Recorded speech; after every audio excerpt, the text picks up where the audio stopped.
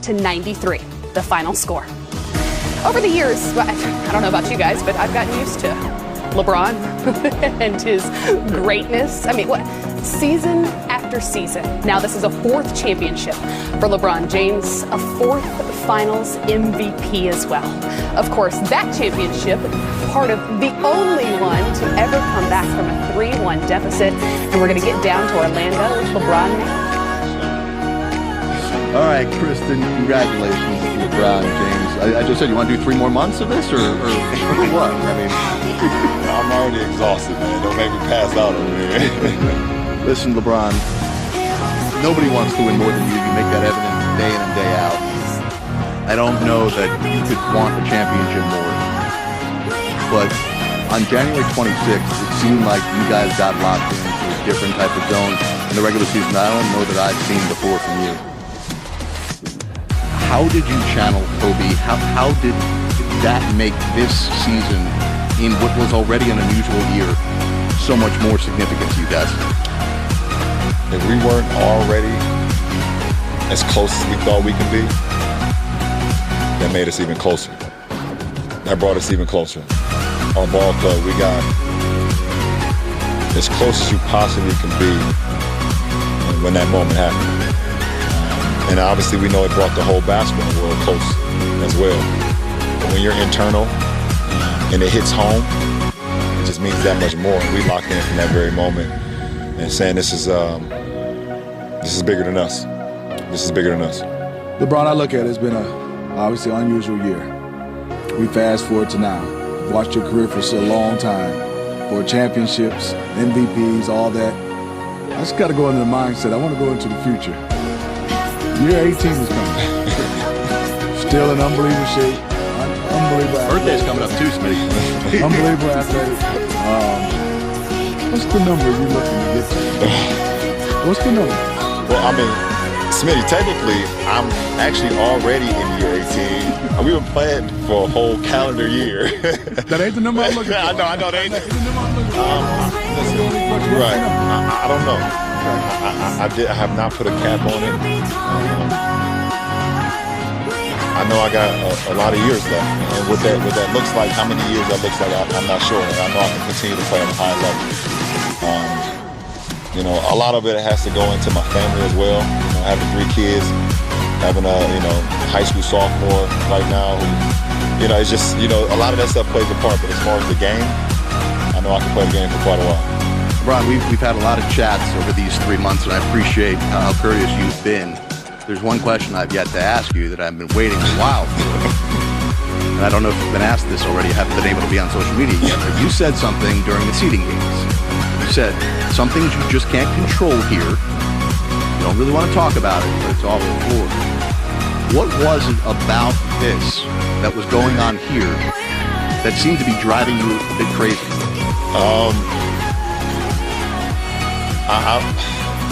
To be honest, it was just things that you, like I said, you control what you can control, and things that you can't, you try not to worry about. This is the unknown. None of us has ever experienced anything like this. From players to coaches to you guys. It was just very challenging. And the one thing I was always been able to do, even when I had that moment, I was still able to focus on the main thing. And the main thing was, you start something, you finish it. So that was able to creep out in my mind because my mother always told me, if you're going to start something, you finish it, no matter the outcome. So that helped me get through that part. But LeBron, I mean, for the people who have not been in the bubble, I mean, it's been over 100 days for you. I've been here for now 81 days. It's different. Why was it, for people who look at this on TV and just say, oh, you're just playing basketball, come on, man. Like, what was it? No, I think, when you're away from your support system, and I think we all know about how challenging work can be, and basketball can be. And if you're fortunate enough to be around your support system, and my support system is my family and my kids, and they give me the strength. Even if I do go on the road, you only go on the road pretty much, the whole 5-game road trip, you're gonna come back home.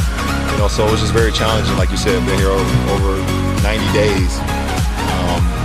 But when your support system on the other half telling you, we got this here, go do your job. And we all know that as well. it just makes it a lot easier for you. We go back to the studio in Atlanta. I got some questions for you.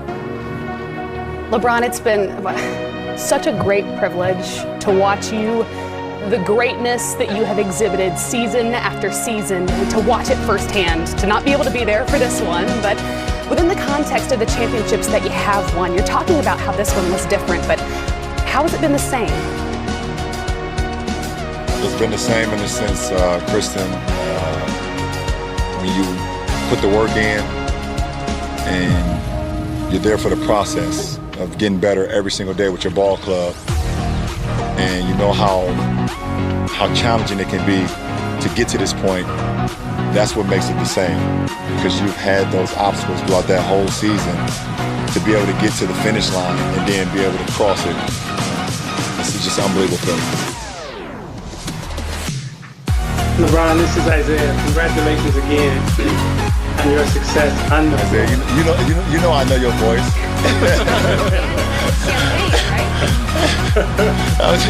you know I know that voice. Well, I want to remind you of some conversations that we had in Akron and also in Miami about not only just being a champion on the floor, but taking on the challenge of being what Muhammad Ali was for our society in difficult times, and speaking to racial justice and voting rights and fighting for civil rights, following in the steps of Bill Russell, Kareem Abdul-Jabbar, off the floor, taking on that challenge and accepting that challenge and responsibility, and being able to be a champion on the floor and off the floor and help move America to a better place. Talk to us about how rewarding that has been for you and how challenging it's been for you also. That's a hell of a question. Well, you know I'm going to ask you some for me, questions. I love it. I love the fact that you challenging me.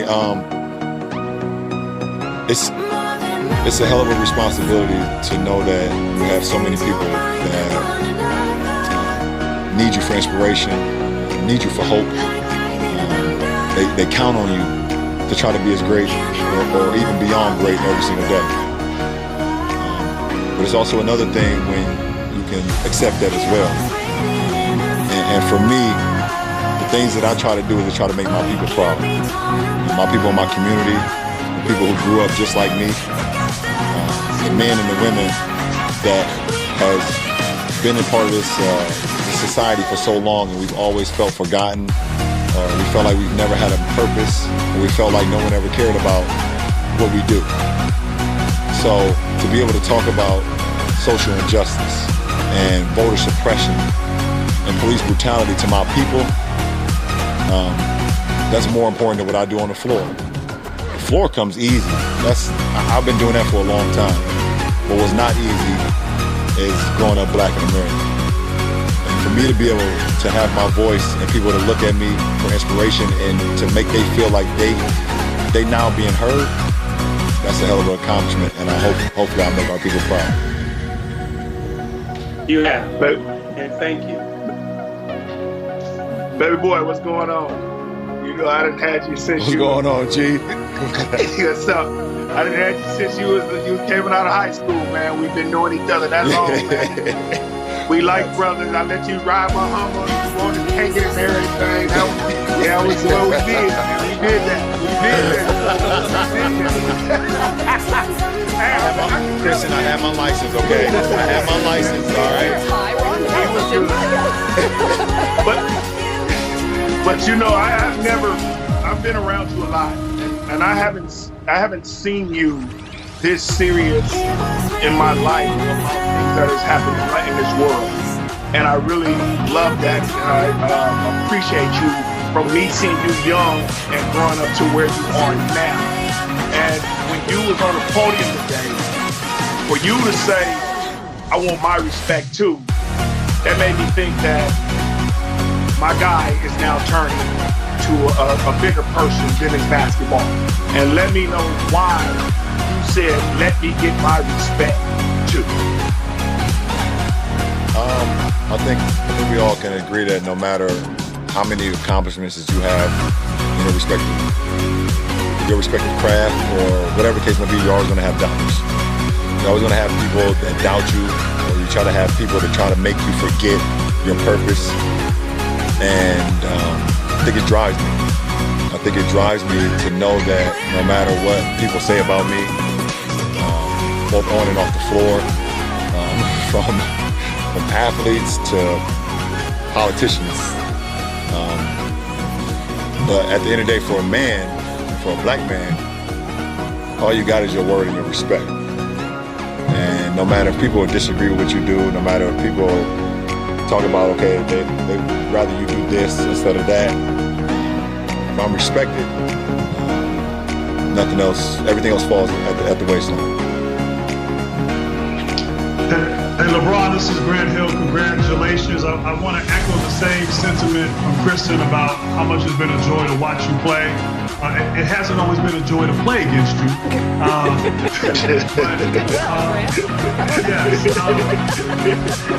can speak firsthand to that, but congratulations. I'm just curious. I mean, your career has truly been remarkable, really a beautiful story. One of the most accomplished and celebrated athletes in the history of sports. And I'm just curious, and I know right now you're sort of just taking it all in, but do you ever sit and reflect on the totality of your career and all that you've done? I know you're in the midst of it, and you still got a lot more you're looking to accomplish, but man, you got every record, every playoff record, scoring record, everything, and when it's all said and done, there's a strong chance you're going to be at the top of every list. So I'm just curious, do you ever sit back and like, wow, like, man, this is pretty amazing what I've been able to do and what I hope to continue to do as I move forward? G Hill, I appreciate the words, man. And for me, my friends tell me all the time, my family tell me all the time that sometimes maybe I should really sit back and look what I've accomplished. And I continue to be stubborn, continue to be hard-headed, because I just feel like I got so much more to give to the sport, to my franchise, to my teammates that I have that particular year.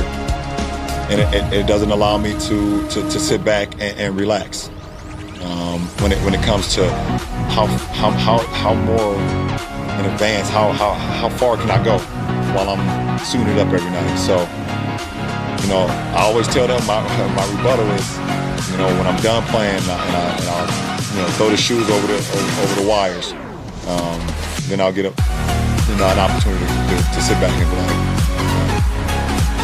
had a hell of a ride. LeBron, last question for me. You did it with AD. Just talk about that journey from getting the chance to know him. You're the vet now. You holding up a guy like AD. Just talk about that relationship. I even talked to him. I sit down on or off, on the court, off the court. The more y'all had basketball disagreements, y'all still came together to get this thing. Absolutely. And you might have saw the play during the finals. I tried to throw in the pass over the top. And it went out of bounds. And I was kind of mad at myself, and he was mad at me. I was mad at him. I'm like, go get the ball. And before we crossed half court, we dapped each other up.